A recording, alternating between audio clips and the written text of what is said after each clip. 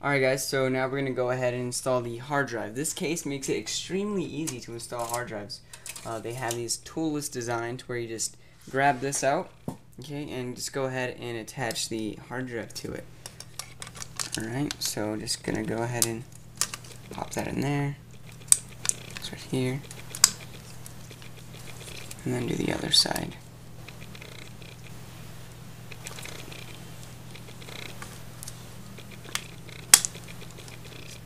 Alright, make sure all those are in the holes like that. And we're just going to go ahead and slide it in. Just like that. Lock in place. Now that's not going anywhere.